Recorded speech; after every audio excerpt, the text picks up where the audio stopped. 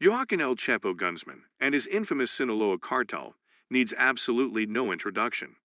Regarded as one of the biggest drug empires to ever exist, the tiny cartel, with over 100 gang members, broke into the U.S. market and turned the game for the American drug market forever. With just a half-built house in a barrio and an employee mixing chemicals in an oil barrel to make drugs which got an entire generation addicted. How did this tiny drug gang capture the entire U.S. market so quickly?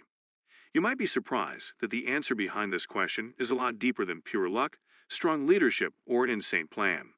So we present to you the story behind how the Sinaloa Cartel dominated America. Chapter 1. The Heroin Era. The heroin crisis was at an all-time high in the U.S. in the 1900s.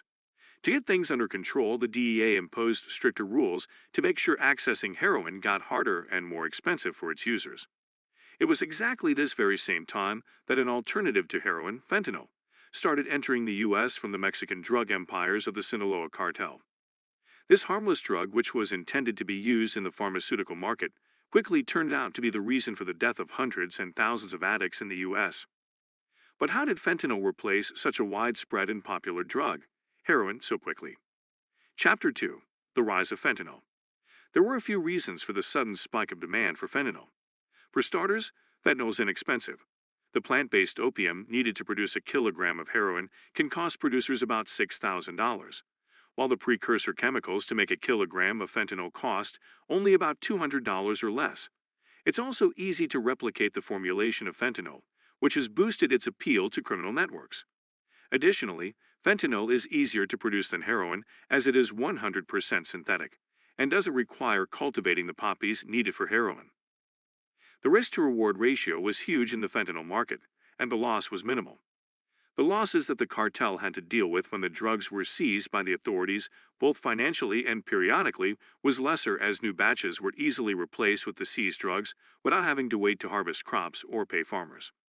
The crude lab where fentanyl is produced, which remains secretive and unknown to the world for the most part, could be quickly torn down and moved or abandoned to evade security forces. Synthetic opioids offer economic and tactical advantages that allow criminals to vastly outpace enforcement efforts, said Associate Director of the RAND Corp's Drug Policy Research Center.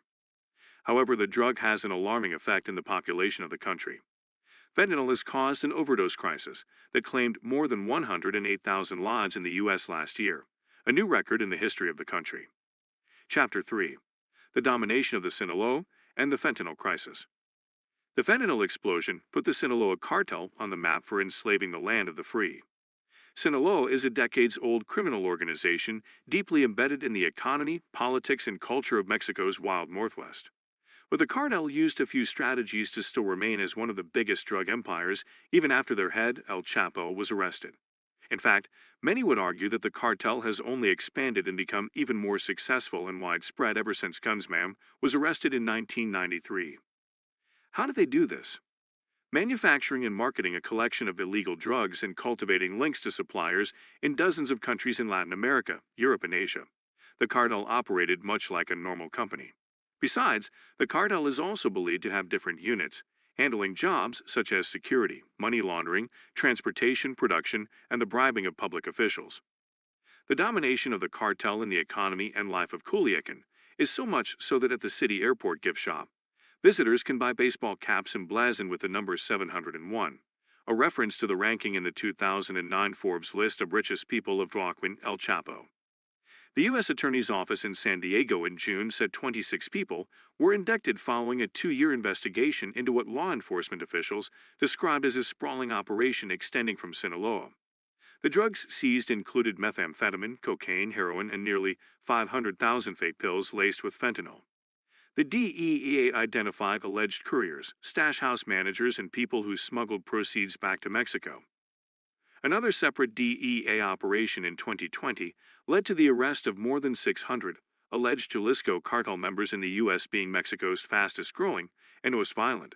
The cartel is fighting tooth and nail against the Sinaloa for control of seaports, where fentanyl's chemical ingredients arrive from China, as well as routes through the country and border crossings into the U.S. But this wasn't the only time that illegal fentanyl production shot up in the U.S. A 2005 fentanyl surge in parts of the U.S., including the Midwest, led authorities to a single illegal lab in the city of Toluca, near Mexico City. This was quickly shut down, which helped control the problem for a time. Fentanyl metastasized into a much larger crisis in the 2010s, as drugs flowed from China, sometimes through Mexico, and the cartels ramped up their own production. This led to an oversupply of drugs into the U.S., and the eastern half of the U.S. was particularly hard hit as powdered fentanyl was mixed into the heroin supply, sometimes catching users off guard and leading to an increase in fatal overdoses. In May 2019, under pressure from the U.S., China put fentanyl-related drugs under a controlled regulatory regime. The next year, seizures of fentanyl from China in the U.S. dropped sharply. This was a crucial part for the rise of the Sinaloa Cartel in the land of the free. Chapter 4: The Fall of China. As we all know, China is not a democracy. They can take very quick adverse action against these producers. Chinese chemical manufacturers continue to sell the ingredients for fentanyl, many of which have a range of legitimate uses. 𝐂𝐎𝐒, U.S. drug czar under former President Donald Trump. Mexican cartels were primed to take advantage at this period. They already had a well-established trafficking network, built around drugs like cocaine, marijuana, and heroin. This, paired with improving relationships with Chinese chemical makers and expertise running drug-making labs through their production of methamphetamine, gave the cartel a boost in their production and market seizure like no other. The DEA reported that the Sinaloa Cartel was pushing their synthetic wares into more parts of the U.S. Methamphetamine became one of the most easily accessible drugs in the eastern states when once it was as hard as a hen's teeth to find. And the graph of fentanyl and its growth showed no stoop in the West.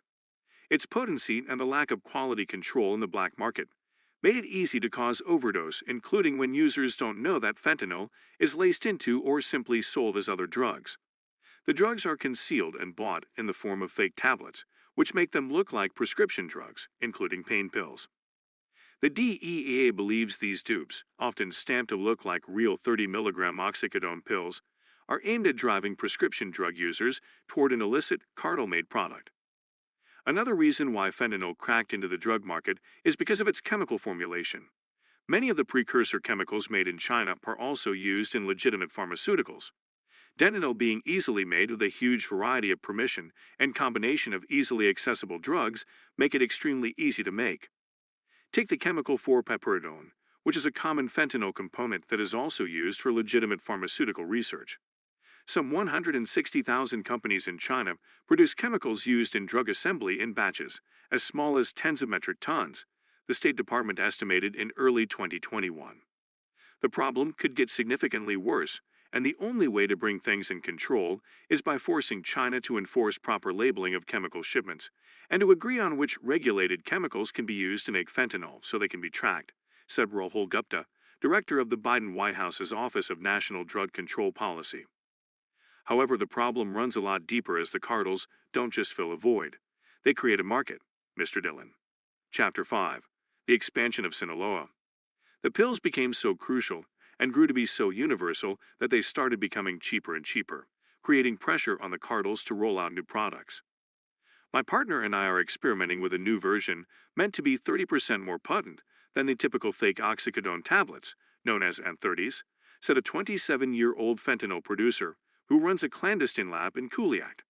The new pills, colored pink, yellow, and green, have the shape of a skull, an iconic Mexican folkloric image, and this time will not try to mimic real medication.